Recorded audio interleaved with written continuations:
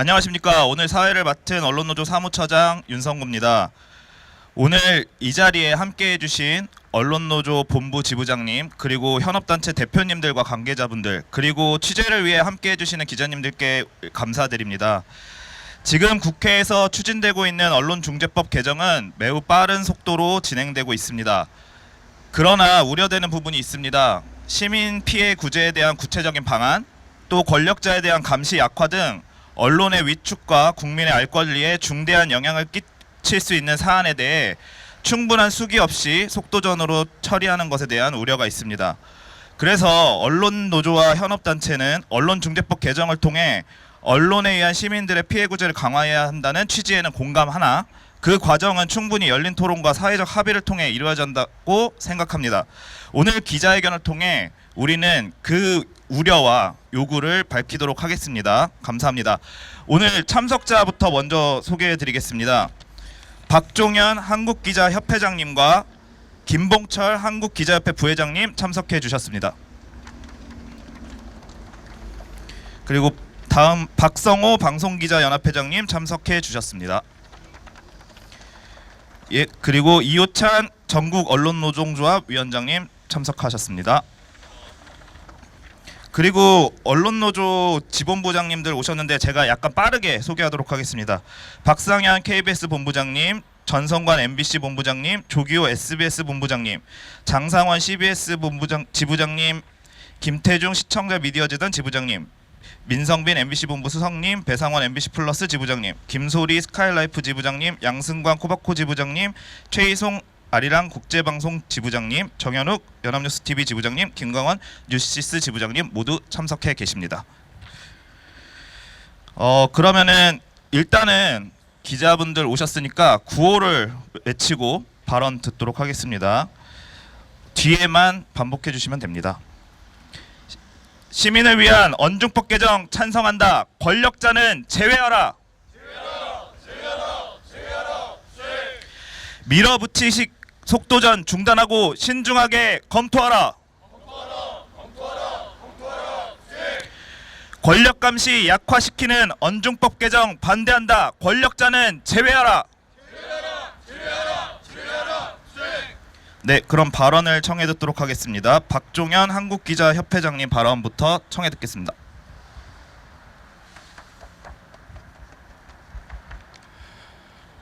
예, 안녕하십니까. 한국기자협회장 박종현입니다.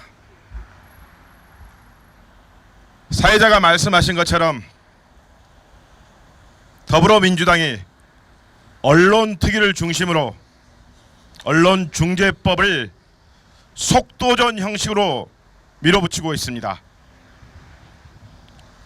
매우 시급하고 중요하다고 이야기하면서 충분한 논의와 수기 없이 밀어붙이고 있습니다.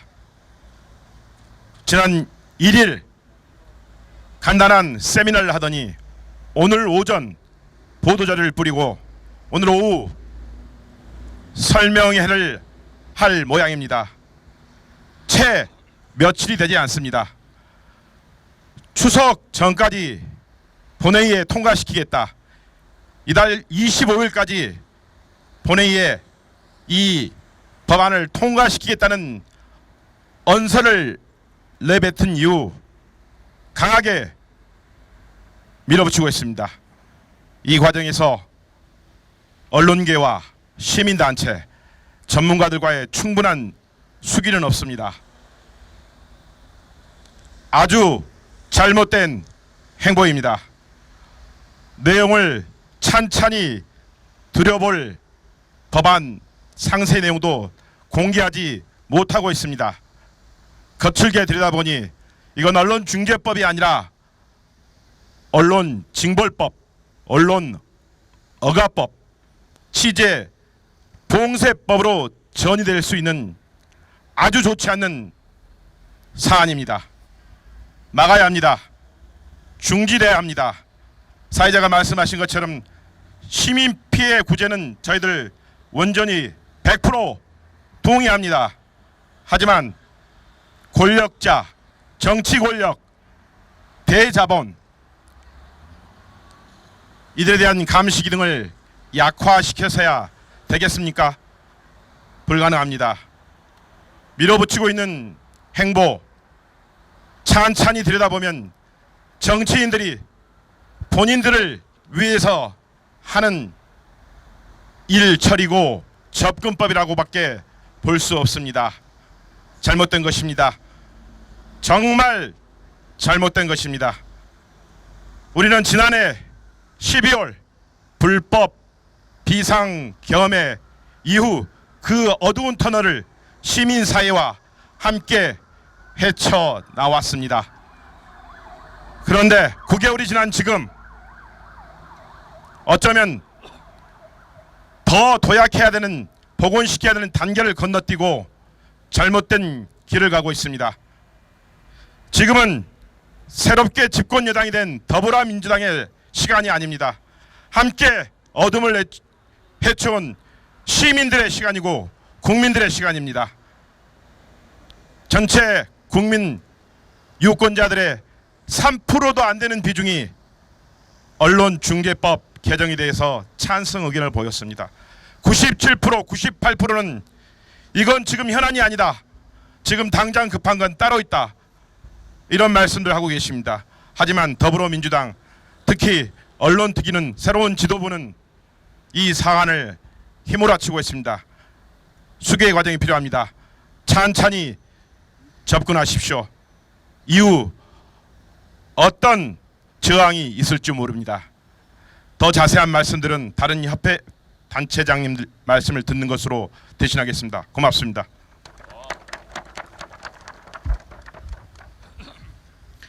예, 다음 발언은 김도원 전국언론노동조합 민주언론실천위원장님 발언 듣도록 하겠습니다.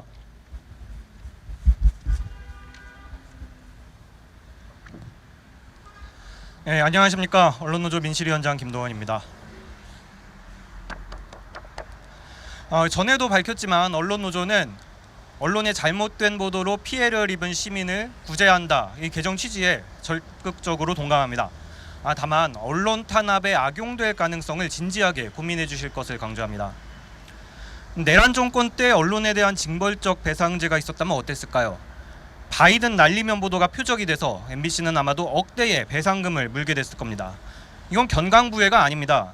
실제로 1심 재판부는 이 보도가 허위 보도라면서 정정 보도 판결을 내렸습니다. 윤석열 당선 뒤에 대통령 관저를 외교부 장관 공관으로 바꾸는 과정에 김건희 여사가 개입했다, 이런 보도가 있었습니다. 김건희 여사의 국정 관여를 일찍부터 경고한 보도입니다. 하지만 취재 기자는 명예훼손으로 경찰 조사를 받았습니다. 징벌적 배상 제도가 있었다면 어땠을까요? 아마 민사소송까지 추가해서 괴롭혔을 겁니다. 사례는 얼마든지 들 수 있습니다. 윤석열 대선 후보의 검증 보도, 천공과 건진법사의 국정 개입 의혹 보도, 김건희 명품백 수수 의혹 보도, 다 당시에는 허위 보도 취급을 받았지만 뒤늦게 사실로 드러나고 있는 보도들입니다.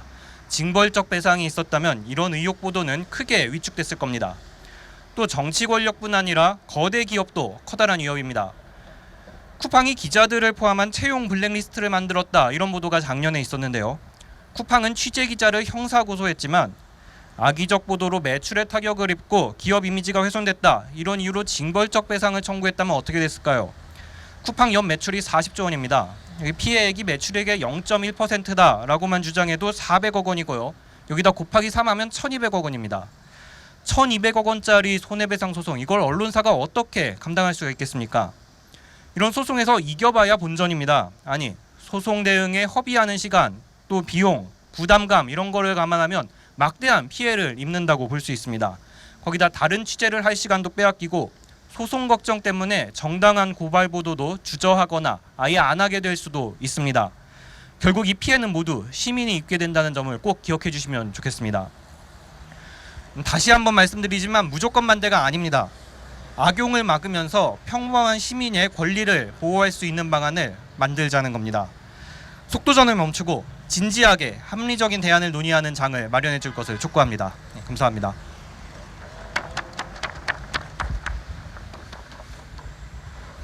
네, 감사합니다. 저희가 오늘 기자회견 초반에 말씀드렸지만 언론노조는 지금 현재 언론중재법 논의에 대해서 무조건적으로 반대하는 것이 아닙니다. 당연히 시민 피해 구제는 확대하는 것에는 찬성하지만 지금 같은 속도전에 동의할 수 없다는 내용으로 오늘 기자회견 하고 있다는 거 다시 한번 알려드립니다. 다음 발언 듣기 전에 한 번만 더 구호를 외치고 시작할 텐데 지금 현재 피켓을 다 앞뒤를 섞어서 들고 계셔서 일단은 빨간색이 앞으로 오게끔 들어주시고 구호 한번 외치도록 하겠습니다. 밀어붙이시기 죄송합니다. 밀어붙이기식 속도전 중단하고 신중하게 검토하라. 자, 이번에 뒷부분 바꿔서 한 번만 들어주시면 감사하겠습니다. 시민 위한 언중법 개정 찬성한다. 권력자는 제외하라. 네, 감사합니다. 다음 발언 청해 듣도록 하겠습니다. 이호찬 전국언론노동조합 위원장님 발언 청해 듣도록 하겠습니다.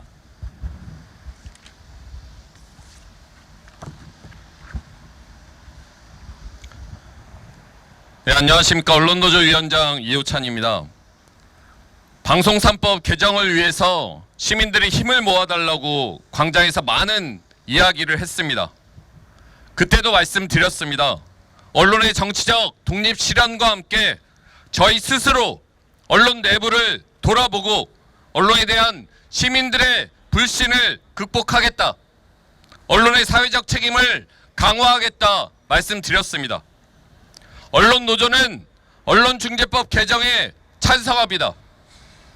언론의 잘못된 보도로 인해 시민들의 피해 구제를 더 실질적으로 확대하는 것에 적극 동의하고 언론의 사회적 책임 강화하기 위한 방안들 적극 논의할 생각이 있습니다.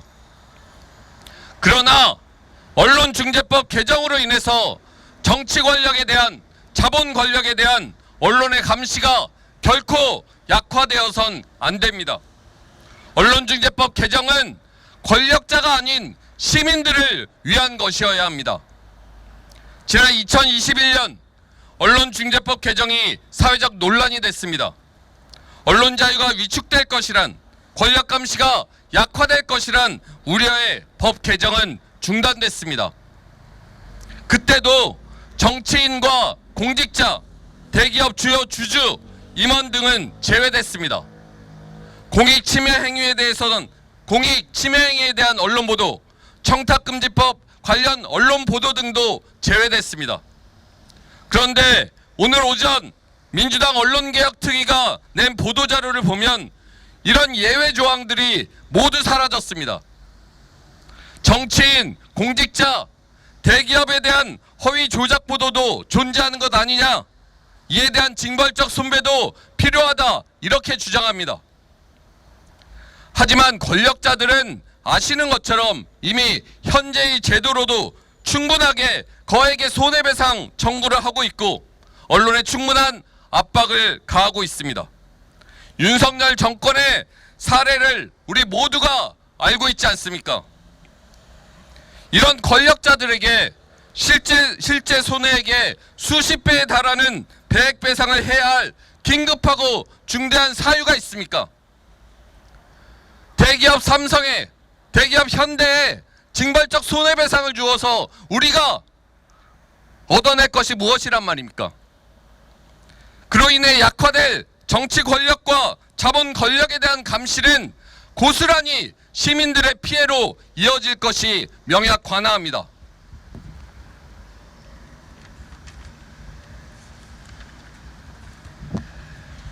권력자들의 소송 남발 가능성 민주당도 알고 있습니다.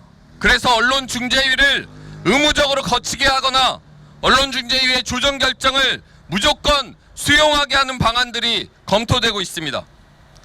언론중재위의 조정 결정을 무조건 수용하게 하는 것이 법적으로 가능할 것인지도 의문이고, 조정이 불성립되는 경우가 지금도 허다한데 권력자들의 과도한 손배 청구가 남발할 시에 조정 불성립은 더욱 늘어날 것이고 결국 소송으로 이어지면서 권력자들의 소송 남발을 막을 수 없게 될 것입니다. 허위 조작 보도 안 하면 되는 거 아니냐 이런 지적들 하십니다. 하지만 허위 조작 여부는 수년 뒤에 밝혀집니다. 권력자들에 대한 비판 보도, 탐사 보도 초창기에 당사자들은 무조건 부인합니다. 무조건 허위 조작이라 주장합니다. 그러면서 거액의 소송을 중재법이 개정되면 수십억의 징벌적 손배를 청구할 것입니다. 그럼 손배 청구 시부터 대법원의 확정 판결이 나기 전까지 언론은 압박받을 수밖에 없고 감시는 약화될 수밖에 없습니다. 이 외에도 입증 책임 전환이나 배액 배상 기준, 정정보도 기한과 방식 등 머리를 맞대고 세심히 검토해야 할 사안이 많습니다. 그 모든 조항들이 언론의 자유를 하나하나 침해할 수 있는 요소들이 많기 때문에 더더욱 꼼꼼히 들여다봐야 하는 것입니다. 결코 추석 전 입법 내세우며 밀어붙일 사안이 아닙니다. 거듭 촉구합니다. 속도전을 멈추십시오. 법안을 공개하고 일정 기간을 정해서 집중적인 수기 과정을 진행하십시오. 언론 현업 단체들은 적극 동참할 의사가 있습니다. 다시 한번 강조합니다. 언론중재법 개정은 권력자가 아닌 시민들을 위한 것이어야 합니다. 권력자를 제외하면 더욱더 폭넓은 시민 구제 논의할 수 있습니다. 시민을 위한 언론중재법 개정이란 민주당이 애초에 내걸었던 그 목표로 돌아오시길 바랍니다. 감사합니다. 네, 감사합니다. 네, 마지막 발언 듣기 전에 MBN 윤범기 지부장님도 오늘 기자회견 참석해 주셨습니다. 네, 그럼 박성호 방송기자연합회장님 발언 마지막으로 청해 듣도록 하겠습니다. 안녕하세요. 방송기자연합회장 박성호입니다. 네, 토론은 부족한데 일정은 뚜렷합니다. 강론마다 깊이 있고 다양한 의견을 논의해야 하는데 시간이 많지 않아 보입니다. 앞서 말씀하셨던 분들 얘기랑 중복되는 얘기는 좀 피하겠습니다. 강론에 대해서 얘기하는 것도 지금 어렵습니다. 뭐 내용을 알아야 구체적인 법안이 있어야 강론을 얘기할 텐데 그래서 총론적인 얘기를 하겠습니다. 한국 언론은 그렇지 않아도 지금 여러 가지 억압적 수단 하에 놓여 있습니다. 잘 아시겠지만 형법상 사실적시에 의한 명예훼손으로 처벌을 하고 있는 나라가 흔치 않습니다. 아마 해외 선진국들 중에 있을까요? 국제기구에서 한국의 언론 자유를 평가할 때도 명예훼손에만 해당되면 진실을 보도하더라도 처벌 위기에 놓인 것이 한국 언론인들이다. 이렇게 매년 평가합니다. 자, 그러면 이런 명예훼손 누가 이용합니까? 앞서 나온 개인적인 사례 좀 들어보겠습니다. 제가 MBC에서 국장할 때 바이든 날리면으로 명예훼손 고발당해서 형사 고소도 당하고 형사 고발도 당하고 민사 소송도 당했습니다. 누가 이용합니까? 이거 무혐의 벗는데 3년 걸렸습니다. 그래서 언론중재법은 중재법만 놓고 논의할 것이 아니라 큰 틀에서 논의해야 한다고 생각합니다. 피해자 구제 전적으로 찬성합니다. 피해자들이 잘못된 보도로 구제받아야 할 손해배상액 현실화 필요하다고 생각합니다. 그러자면 더 큰 틀에서 이것이 표현의 자유와 또 시민 권리 구제의 자유를 보장하는 것이 충돌하는 것이 아니라 결합할 수 있다는 식의 논의가 있어야 합니다. 그렇다면 형법상 명예훼손 폐지 논의 시작해야 합니다. 이런 논의하지 않고 언론중재법만 고치겠다. 언론인들은 이것이 언론자유 억압이라고 생각할 수밖에 없습니다. 하나 더 있습니다. 방송은 특히 그렇습니다. 방송은 방송통신심의위원회로부터 공정성 심의라는 걸 받습니다. 전 세계의 국가행정기구가 보도 내용을 가지고 심의해서 가징금을 물리고 관계자를 징계하는 그런 나라 없습니다. 우리나라 헌법재판소와 법원도 대대로 계속 방심위를 민간 독립기구라고 표방은 하나 사실상 국가행정기구라고 규정해 왔습니다. 그런데 여기서 잘 아실 겁니다. 누가 애용했습니까? 윤석열 정부 체제에서 유일인 방심위 체제는 온갖 이유를 들어서 방송의 보도를 악의적이다, 허위다, 공정성을 침해했다고 해서 법정 제재를 가했습니다. 이것 그대로 두고 어떻게 언론 자유를 이야기할 수 있을까요? 바로 명예훼손을 걸었던 주체들, 가장 애용하는 사람들, 정치 권력, 경제 권력입니다. 방송 공정성 심의에서 방송사에 압박을 가하는 것도 주로 정부 여당 정치 권력이었습니다. 저희가 왜 정치 권력, 경제 권력을 언론중재법에서 제외하자고 하는지 여기에 이유가 있습니다. 따라서 더불어민주당은 언론개혁, 사법개혁 이렇게 속도전을 한꺼번에 한다는데 방송 공정성 심의, 명예훼손 사실적시에 의한 명예훼손 폐지 함께 논의를 시작하십시오. 민주당 내에서도 이 논의에 공감하고 있다는 의견 알고 있습니다. 그런데 아마 현실적으로 한꺼번에 논의하기 어렵다 이렇게 얘기들 하시더군요. 뭐가 어렵습니까? 추석 전까지 지금 다 하시겠다면서요. 이 중요한 논의, 수십 년 동안 이어져온 논의 시작하십시오. 그러면 우리는 이것이 표현의 자유를 침해하지 않으면서 시민의 자유를 보장할 수 있는 합리적인 토론이 이루어지는 시기라고 생각할 수 있습니다. 시민 여러분들께도 한 말씀 당부드리겠습니다. 언론 위축 효과라는 말을 쓰니까 더러 오보를 내놓고 무슨 책임을 안 지려고 하느냐, 잘된 보도를 하면 위축될 필요가 뭐가 있느냐, 쫄지 마라 이런 얘기를 하시던데요. 쫄지 않습니다. 쫄아서 그러는 것이 아니고 저 개인 경험 하나 더 설명드려서 죄송한데 하나만 더 얘기하겠습니다. 제가 국장할 때 온갖 민사소송 형사고발 들어와도 쫄지 않았습니다. 다 보도했습니다. 다만 그거 하느라고 하루 종일 법무팀하고 회의해야 되고 그리고 부장들 관련 부장들 모아서 법적으로 또 문제되는 거 없는지 추가 소송 들어오는 거 없는지 계속 그런 논의합니다.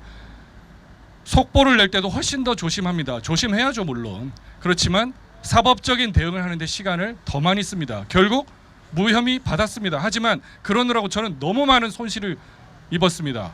좋은 기획보도, 후배들이 올린 발제 꼼꼼히 더 하나 보고 더 좋은 기사, 더 좋은 뉴스 만들려는 논의 많이 침해당했습니다. 정말 억울합니다. 저는 그 시간이 정말 잃어버린 시간 같습니다. 이게 언론 자유의 위축입니다. 그리고 언론 자유는 언론사 기자의 자유가 아니라 바로 시민의 알 권리를 충족할 수 있는 우리들의 활동, 시민들을 위한 적극적인 자유를 말하는 것입니다. 그래서 저희가 언론 자유 다시 한번 강조하고 당부드립니다. 감사합니다. 예, 그럼 기자회견문 낭독 전에 사진 기자님들 좀 기다리고 계셔가지고 구호 한 번 더 외치고 하겠습니다. 빨간색 앞으로 부탁드리겠습니다. 네. 언중법 속도전 중단하고 신중하게 검토하라. 네. 한 번만 더. 네. 시민 위한 언중법 개정 찬성한다. 권력자는 제외하라. 네, 피켓 반대로 한 번만 들어주십시오. 마지막 구호 한번 외치겠습니다. 권력 감시 약화시키는 언중법 개정 반대한다. 권력자는 제외하라.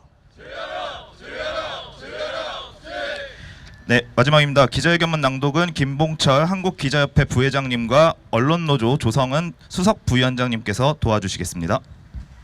가운데로 오세요.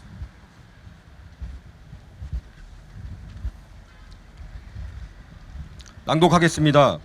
시민피해구제 확대 찬성, 권력감시 약화 반대, 언론중재법 개정 속도전 반대한다. 더불어민주당이 언론중재법 개정 속도를 늦추지 않고 있다. 법안조차 공개하지 못하고 있는 상황에서도 추석전 처리라는 방침을 고수하고 있다. 오늘 오전 주요 내용을 담은 보도자료를 내놨지만 이것이 구체적으로 어떻게 법조문에 담길지는 여전히 미지수다. 민주당이 본회의 처리를 목표로 하는 25일까지 겨우 3주도 남지 않은 상황이다. 우리 언론 현업단체들은 지난 8월 29일 공동으로 발표한 성명을 통해 언론의 사회적 책임 강화, 시민피해 구제 확대에 공감하지만 언론의 권력감시 위축 등이 우려되므로 정교한 수기와 논의 과정을 통해 언론중재법 개정안을 만들어 나가자고 제안한 바 있다. 민주당의 보도자료에 담긴 개정안 자체의 내용은 사회적 숙고가 필요함을 드러내고 있다.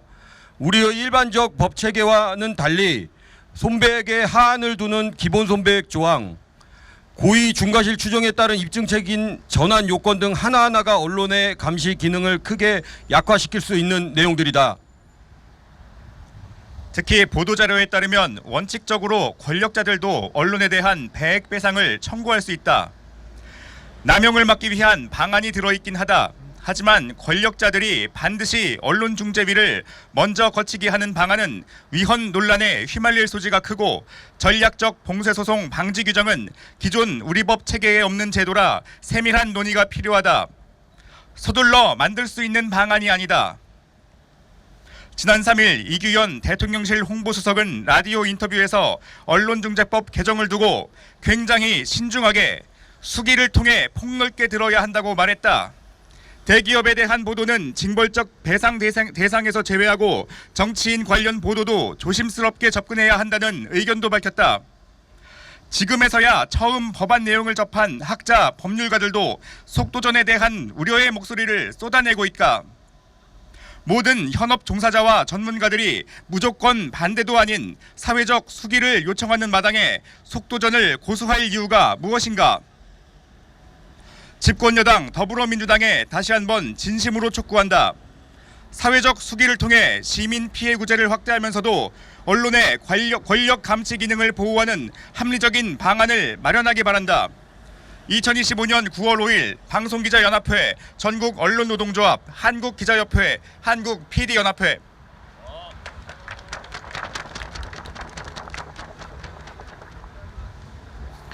네, 더운데 고생 많으셨습니다. 오늘 기자회견은 이것으로 마치도록 하겠습니다. 감사합니다.